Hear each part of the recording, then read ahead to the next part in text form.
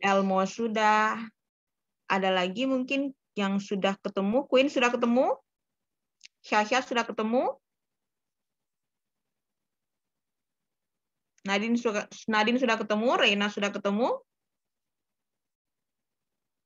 Sudah ya? Semuanya ya. Mazmur 105 ayat 1 sampai 11 seperti biasa. Enci akan membaca ayat pertama, kemudian Enci akan menunjuk adik-adik untuk membaca ayat-ayatnya selanjutnya. Mazmur 105 dengan perikop puji-pujian atas segala perbuatan Allah di masa lampau. Ayat yang pertama, bersyukurlah kepada Tuhan, serukanlah namanya, perkenalkanlah perbuatannya di antara bangsa-bangsa. Ayat yang kedua, Erlan.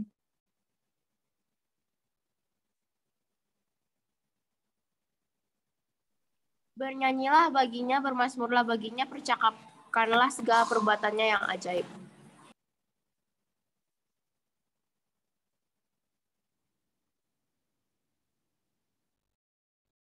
Yang ketiga, Queen.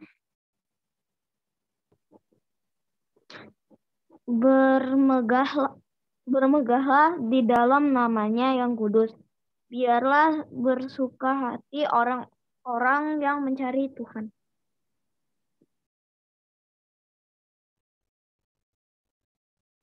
Keempat, Elmo. Carilah Tuhan dan kekuatannya, carilah wajahnya selalu.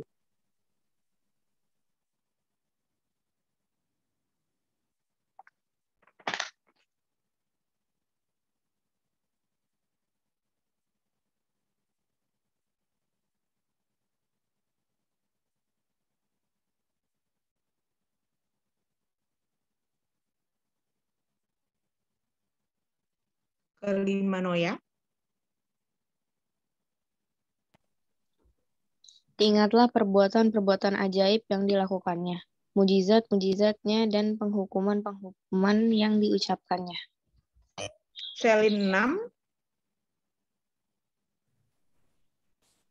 Hai anak cucu Abraham hambanya, hai anak-anak Yakub orang-orang pilihannya. 7, Nadine. Dialah Tuhan Allah kita, di seluruh bumi berlaku penghukumannya.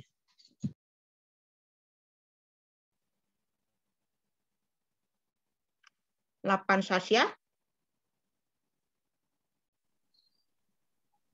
Ia ingat untuk selama-lamanya akan berjanjinya firman yang diperintahkannya kepada 1000 angkatan.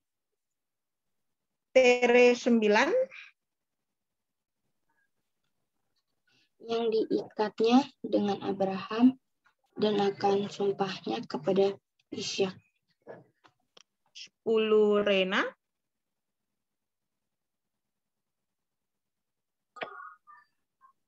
Diadakannya hal itu menjadi ketetapan bagi Yakub, menjadi perjanjian kekal bagi Israel. 11, Elmo. Firman-Nya kepadamu akan kuberikan tanah Kanaan sebagai milik pusaka yang ditentukan bagimu. Oke, adik-adik siap. Yang tadi adik-adik baca dari kitab Mazmur 105 ayat 1 sampai 11. Sebelum Ci lanjut, ada yang tahu siapa penulis kitab Mazmur? Boleh next slide, Ci.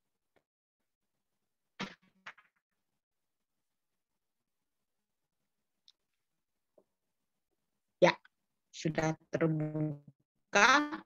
Kitab Mazmur itu pasti adik-adik sudah sering baca bahwa yang ditulis, yang menulis adalah Daud. Sebagian besar kitab Mazmur adalah Daud. Tapi di dalam kitab Mazmur ini ternyata ada 7 penulis lainnya adik-adik.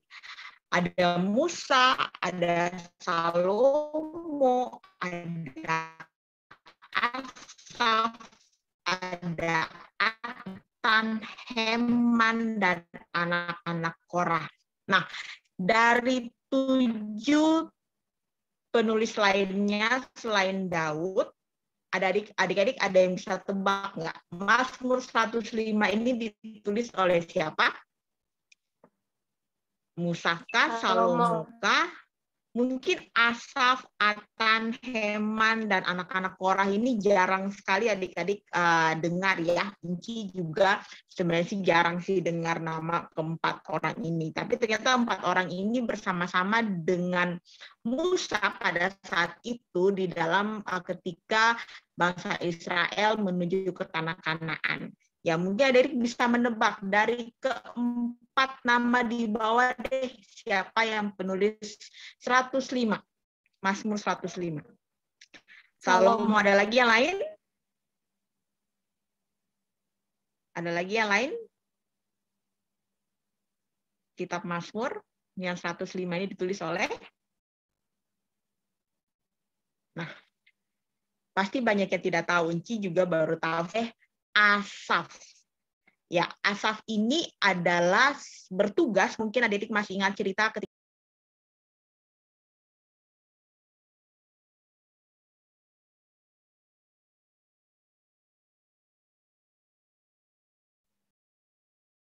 ya, adik-adik sudah mendengar suara Inci ya.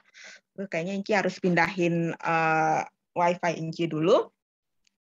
Ya, kita lanjut adik-adik dari kitab Mazmur ini, Mazmur 105 ini ditulis oleh Asaf. Asaf ini adalah bertugas sebagai kepala pelayan ketika tabut perjanjian kembali lagi dari Filistin ke Israel. Nah, adik-adik boleh next slide-nya. Seperti yang tadi kita bahas pada awal-awal cerita bahwa apa yang dilakukan Tuhan itu sangat ajaib dalam kehidupan bangsa Israel.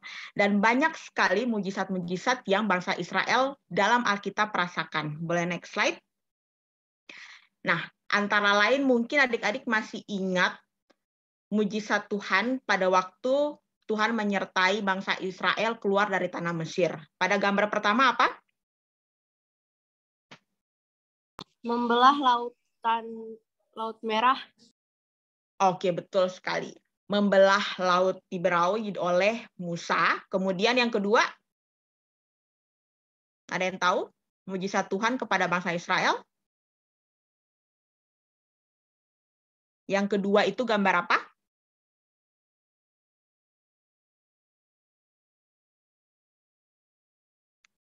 Ya, Erlen, boleh masih di-mute? Betul, Nadine. Tadi Erlen juga kayaknya dari gerakan mulutnya betul, tiang awan dan tiang api.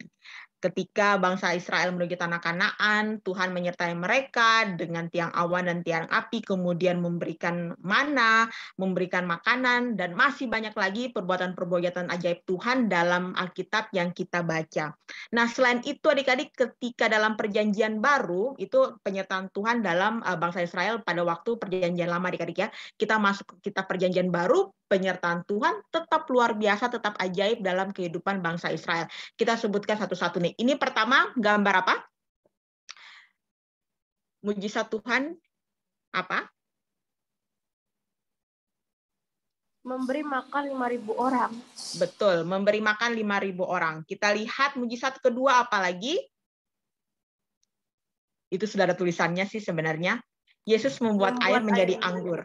Iya, tahukah adik-adik kalau mujizat pertama Tuhan dalam Alkitab adalah ini, Yesus membuat air menjadi anggur ketika di hari pernikahan saudara Ibu Yesus, saudara Ibu Maria pada saat itu.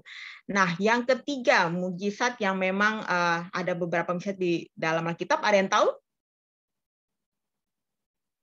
Mujizat ketiga apa? Gambar ketiga apa? Ayo, ada yang tahu cerita ini?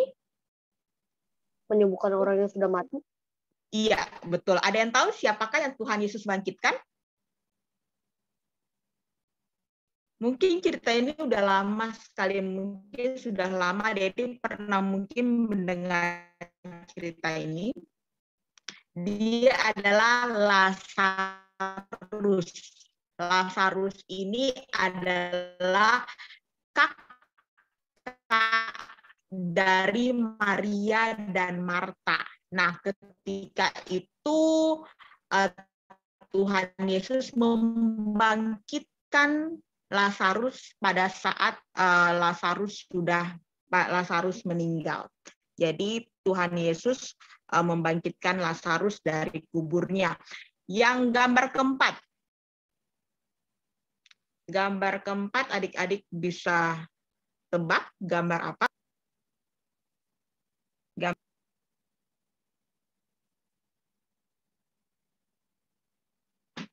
Gambar yang keempat. Orang yang buta. Betul. Gambar yang kelima. Yang Enci Cindy cerita 2 minggu yang lalu. Tuhan Yesus menyembuhkan orang yang lumpuh. Iya, yang Enci Cindy sempat cerita 2 minggu yang lalu. Dan yang terakhir, gambar yang terakhir. Yesus meredakan badai dan bisa berjalan di atas air. Betul. Nah, adik-adik pernah nggak sih di kehidupan adik-adik yang sekarang ada manusia biasa yang bisa melakukan mujizat-mujizat yang Tuhan lakukan? Ada? Mungkin adik-adik nggak ada ya. Adik-adik mungkin nonton di YouTube. Mungkin pernah waktu itu Enci nonton Deddy Corbuzier kalau nggak salah, dia mencoba untuk berjalan di atas air di kolam renang, tapi ternyata itu hanya trik belaka. Atau itu hanya tipuan mata belaka adik-adik. Nah, apa yang Tuhan Yesus lakukan itu bukan trik, bukan tipuan, tapi benar-benar kenyataan, benar-benar kisah nyata, benar-benar yang terjadi di dalam kehidupan bangsa Israel pada saat itu. Jadi Tuhan melakukan perbuatan banyak perbuatan ajaib yang mungkin di dalam pikiran manusia itu tidak mungkin terjadi. Tidak mungkin terjadi. Tapi karena Tuhan adalah Tuhan yang luar biasa, jadi Dia sanggup untuk melakukan hal-hal ajaib di dalam kehidupan kita, kehidupan umat Israel maupun kehidupan kita sebagai anak-anak Tuhan. Nah, perbuatan ajaib yang dilakukan pada umat Israel, karena pada saat itu umat Israel percaya kepada Tuhan bahwa Tuhan akan sanggup untuk menolong mereka, akan sanggup melakukan hal-hal ajaib yang sangat banyak. Mungkin kalau adik-adik baca Alkitab, ada yang sudah pernah baca Alkitab dari Kejadian sampai Wahyu? Atau ada yang mau cerita, aku udah pernah baca Kejadian semuanya, atau Keluaran semuanya, atau Mazmur semuanya? Ada? Atau Enci mau nanya deh, siapa sini yang suka baca? Kalau yang suka baca, maksimal atau halaman paling terbanyak apa? Berapa halaman? Nggak ada. Nggak ada. Enci karena penggemar Harry Potter, Enci suka baca buku Harry Potter. Jadi itu ada satu buku yang keempat kalau nggak salah itu sekitar 3.000 atau berapa halaman gitu. Itu maksimal terbanyak yang Enci pernah baca. 4 atau 5.000 halaman yang pernah Enci baca. Nah, tapi kalau misalnya Alkitab, Enci pernah baca dari Kejadian sampai selesai kalau nggak salah sampai Yesaya, itu waktu zaman SMA deh. Tapi Enci belum sanggup untuk membacanya sampai selesai. Mungkin kalau adik-adik nanti adik-adik bisa membaca, banyak sekali mujizat-mujizat yang Tuhan Yesus buat atau Tuhan buat di dalam Alkitab. Bukan ya seperti yang tadi Enci tunjuk saja, tapi banyak sekali. Nah, perbuatan ajaib Tuhan juga bukan hanya dilakukan dalam kehidupan bangsa Israel, tapi juga dalam kehidupan kita sebagai anak-anak Tuhan. Nah, perbuatan ajaib apa saja sih yang Tuhan lakukan di dalam kehidupan kita? Mungkin Enci akan tanya satu-satu deh. Mulai dari siapa ya? Dari Elmo deh. Apa sih perbuatan Tuhan kepada Elmo sehari-hari yang ajaib? Memberikan kesehatan setiap hari. Memberikan kesehatan. Queen? Iya, Enci. Apa yang Tuhan lakukan di dalam kehidupan Queen? Perbuatan ajaib apa yang Queen rasakan deh yang Tuhan lakukan? Masih bisa bernafas. Bernafas, oke. Erlen? Sama sih. Sama, bernafas, kesehatan. Noya? Diberi berkat. Diberi berkat. Syasa? Apa yang Tuhan lakukan dalam kehidupan Sasha? Yang tadinya bisa aja yang nggak bisa jadi bisa. Nggak bisa jadi bisa. Oke, Selin?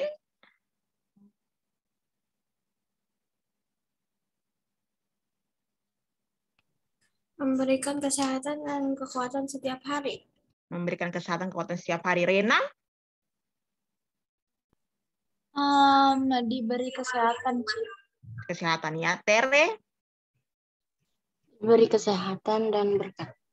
Beri kesehatan dan berkat. Berarti memang banyak ya yang Tuhan berikan kepada kita, kesehatan, berkat, bahkan yang tadi nafas kehidupan, itu adalah perbuatan ajaib Tuhan di dalam kehidupan kita. Nafas kehidupan, kemudian adik-adik bisa belajar online, boleh next slide, Ci. Kemudian adik-adik bisa datang IMPA, dan juga adik-adik bisa melewati pandemi. Kalau nggak salah pandemi itu tahun berapa adik-adik? 2020 awal ya. Nah, adik-adik bisa 2019 akhir. Oke, 2019 akhir. Iya, itu 2019 akhir, tapi 2020 awal berarti itu rame-ramenya di Indonesia ya. Adik-adik bisa melewati pandemi dari 2020. Siapa yang sangka sih adik bahwa akan pandemi di Indonesia, tapi adik-adik diberi kekuatan oleh Tuhan melewati pandemi dari 2019 akhir sampai dengan sekarang, walaupun mungkin pertama-tama tidak terbiasa dengan online, dengan segala aktivitas online, tapi bagaimana penyertaan Tuhan, adik-adik bisa melewati itu semua. Bahkan mungkin sekarang untuk corona pun sudah sangat berkurang di Indonesia ya adik-adik ya. Bahkan kasus pun ada yang setiap harinya 0 adik-adik. Nah itu karena penyertaan Tuhan yang sungguh ajaib. Kemudian kemarin adik-adik bisa hadir dalam Christmas drive-thru, yang adik-adik kemarin datang, walaupun kemarin sempat ada cuaca yang tidak baik, tapi Tuhan tetap menyertai kita ya adik-adik ya. Tuhan tetap bersama-sama dengan kita, tetap melakukan perbuatan-perbuatan ajaib dalam kehidupan kita. Sehingga kita bisa melewati segala sesuatunya dengan segala baik. Mungkin bisa next slide. Tapi bukan hanya itu adik-adik, ketika adik-adik mendapat masalah atau mempunyai masalah dalam kehidupan adik-adik, masalah apa sih biasanya adik-adik hadapi? Boleh di-enter lagi, Ci. Ya, mungkin adik-adik sakit. Kalau adik-adik sakit, apa yang biasanya adik-adik lakukan? Berdoa, Ci. Berdoa. Kemudian apa lagi? Berdoa Minum aja obat. sembuh? Minum obat.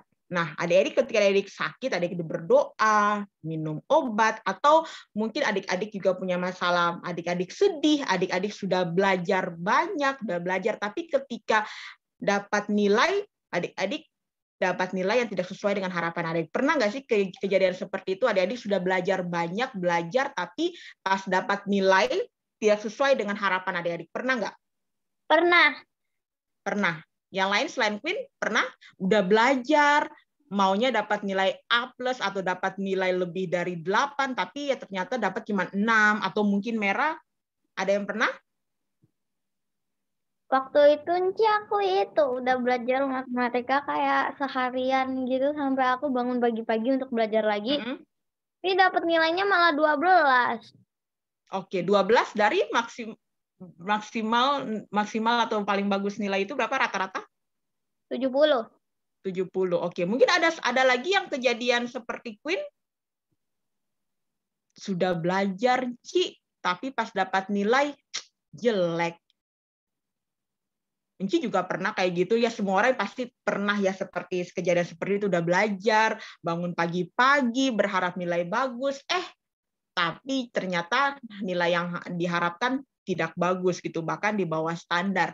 Nah, mungkin adik-adik pada saat itu mungkin marah atau mungkin adik sedih. Nah, adik-adik janganlah ketika nanti ke depannya lagi adik-adik tidak boleh melakukan hal-hal itu. Kenapa? Adik-adik tetap harus mengucap syukur kepada Tuhan, harus berdoa kepada Tuhan. Itu berarti Tuhan mau adik-adik lebih semangat belajar lagi, lebih selalu percaya lagi sama Tuhan, tetap percaya sama Tuhan, supaya mungkin next-nya Tuhan akan memberikan semuanya itu tepat pada waktunya. Adik-adik pasti akan mendapatkan nilai yang baik pada next-nya. Yang penting tetap semangat, tetap belajar. Kemudian masalah apa lagi sih yang biasa adik-adik hadapi? Berantem sama teman, mungkin beda pendapat atau selisih paham sama teman. Apalagi kalau misalnya sekarang masih online, teman ketik apa mungkin kita tidak nyambung apa gimana ya, jadi timbul selisih. Siapa sih yang di sini pernah berantem atau pernah beda pendapat sama temannya? Boleh stiker angka jempol aja kalau misalnya pernah. Sampai nggak omongan, sampai sampai marahan lah. Ada Elmo, Nadine, kemudian siapa lagi ya? ada Tere.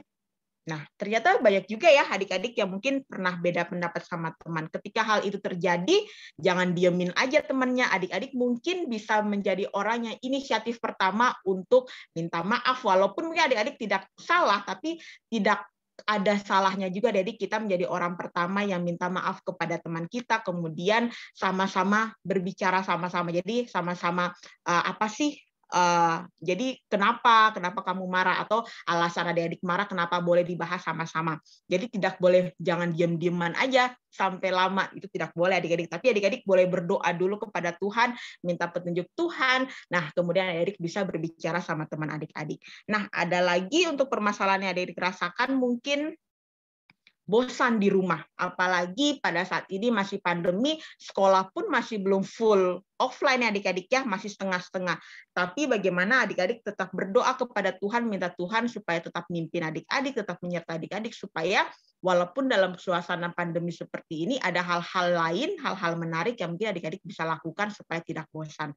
Nah, dari permasalahan-permasalahan yang tadi adik-adik mungkin sudah pernah rasakan, adik-adik jangan putus asa, tetap semangat berdoa, minta petunjuk dari Tuhan, karena Tuhan pasti selalu akan menyertai adik-adik untuk melewati segala permasalahan adik-adik.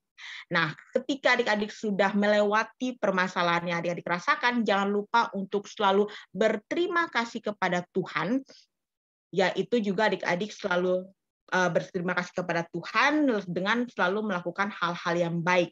Adik-adik harus tetap melakukan hal-hal yang baik supaya apa? Supaya semua orang bisa tahu bahwa oh, adik-adik merupakan anak-anak Tuhan yang luar biasa.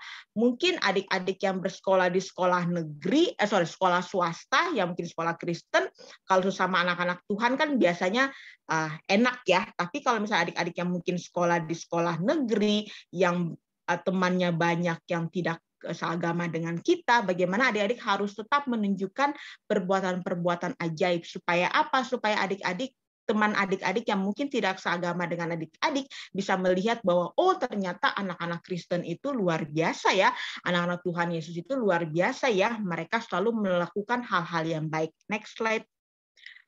Mereka selalu melakukan hal-hal yang baik. Nah, itulah yang harus kita lakukan ketika kita menjadi anak-anak Tuhan, untuk selalu melakukan perbuatan-perbuatan baik kepada semua orang, supaya semua orang yang mungkin tidak seagama dengan kita bisa melihat bahwa oh, ternyata Tuhan Yesus itu baik, ternyata Tuhan Yesus itu melakukan hal-hal yang ajaib di dalam kehidupan anak-anak Tuhan. Nah, seperti apa? Kita berdoa bukan hanya kepada diri kita sendiri, tapi kepada orang lain juga. Kemudian saling mengasihi, menghormati orang tua. Kemudian juga kita harus tetap saling berbagi juga, kemudian saling mengasihi sesama, dan juga adik-adik harus tetap belajar yang rajin. Walaupun dalam kondisi online, adik-adik tetap harus belajar online ya adik-adik ya, dengan rajin. Kemudian membaca firman Tuhan, karena seperti yang Enci Engku selalu info, selalu ceritakan adik bahwa firman Tuhan itu merupakan pedoman kita sebagai anak-anak Tuhan. Di dalam firman Tuhan ada perbuatan yang tidak boleh kita ikutin, maupun perbuatan-perbuatan baik yang ada di dalam firman Tuhan. Kemudian adik-adik juga harus saling mengasihi, saling menghormati, saling berbagi kepada sesama adik-adik, kepada orang lain, dan juga rajin mengikuti IMPA online maupun nanti ketika offline. Nah, masih banyak lagi perbuatan-perbuatan baik yang harus kita lakukan sebagai anak-anak Tuhan, supaya semua orang bisa tahu bahwa Tuhan adalah Tuhan yang baik. Itulah contoh-contoh bagaimana supaya kita bisa menunjukkan kasih Tuhan kepada semua orang dengan selalu melakukan hal-hal yang baik, supaya semua orang bisa tahu bahwa Tuhan selalu melakukan hal-hal yang ajaib di dalam kehidupan kita. Nah, itulah yang Tuhan Yesus kehendaki kepada kita sebagai anak-anak Tuhan, harus berterima kasih kepada Tuhan karena Tuhan selalu melakukan perbuatan ajaib dalam kehidupan kita. Dan yang paling terpenting, adik-adik harus tetap mengucap syukur kepada Tuhan, karena apalagi sebentar lagi kita merayakan hari Natal, hari kelahiran Tuhan Yesus, jadi tetap mengucap syukur kepada Tuhan karena pimpinan dan berkat-Nya yang selalu bersama-sama dengan kita. Nah, itu saja adik-adik untuk aktivitas dari Enci, nggak ada. paling nanti buat minggu depan saja, jangan lupa untuk membuat lilin. Jangan lupa untuk membuat lilin buat minggu depan acara perayaan ibadah Natal tanggal 18. Jadi itulah tugas adik-adik buat minggu depan ya. Lilin boleh apa saja, lilin kreasi mungkin yang sama seperti tahun kemarin ya. Jadi adik-adik bisa membuat lilin untuk nanti di minggu depan di hari Sabtu tanggal 18 untuk perayaan Natal. Itu saja adik-adik untuk cerita Enci pada hari ini. Mungkin dari Enci Cindy ada tambahan? Tidak ada, Ci. Oke, siap.